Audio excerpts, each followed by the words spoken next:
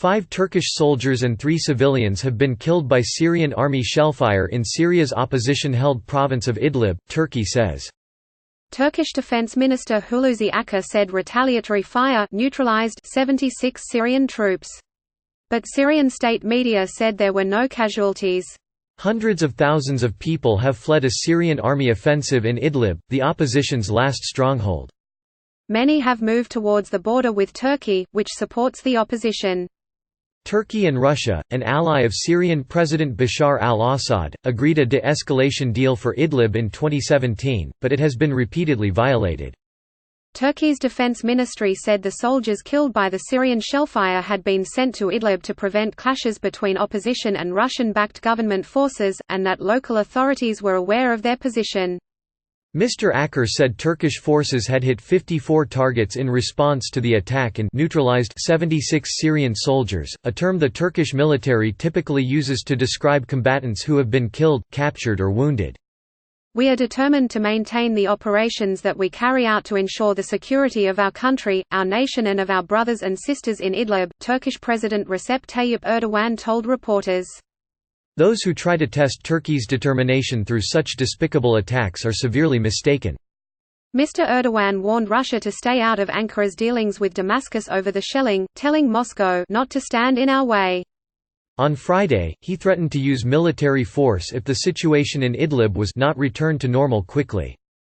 Turkey is already hosting 3.6 million Syrian refugees and says it would not be able to handle a fresh influx of displaced people.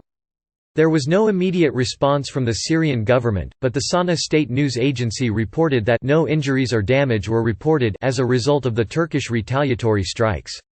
It said Syrian army units were continuing their operations in striking strongholds of terrorist organizations and defeating them from the villages and towns in southern Idlib. Troops were advancing towards the town of Sarakeb after liberating Zhubis and San, it added. The Russian Defense Ministry said Turkish military units came under fire overnight near Sarakeb after they made advances inside the Idlib de-escalation zone, without notifying the Russian side. A spokesman for Turkey's ruling Justice and Development Party (AKP), Ömer Sölk, rejected the claim, saying, Turkey gives regular and instant information to Russia. The information was given in this latest incident too. The Syrian Observatory for Human Rights, a UK-based monitoring group, reported that the Turkish troops who died were based in the Turumba area, West Sarakeb. The Turkish retaliatory fire killed 8 Syrian soldiers in Idlib, 3 in neighbouring Latakia province, and 2 in Hama province, it said. 20 others were wounded in Aleppo province, it added. The SOR also reported that at least 9 civilians were killed in an airstrike on a vehicle carrying displaced people in Aleppo province on Monday. Rescue workers from the Syria Civil Defense, who are known as the White Helmets, said the victims were members of the same family and that the strike was carried out by Russian warplanes. 16 civilians, including 5 children and 4 women, were reportedly killed in Syrian government and Russian attacks on Sunday. The strains are beginning to show in the relationship between Turkey and the Syrian regime, which in turn is souring ties between Ankara and Moscow. This was never going to be a marriage made in heaven, Turkey having funded and armed opponents of the government from the outset of the Syrian crisis with the explicit aim of removing President Bashar al-Assad from power. However, when it became clear that President Assad's survival was assured, President Erdogan decided to change tack and sought out a better relationship with both Damascus and Moscow. This, he believed, was the best way to secure Turkey's own strategic interests in Syria. But Turkey's goals are incompatible with those of the other players. Russia's backing for a Syrian government offensive in Idlib province suggests that Moscow is choosing its longtime Syrian ally over Ankara. The localized shelling between Syrian and Turkish forces indicates that the diplomatic tensions present from the outset are now expressing themselves in outright fighting on the ground.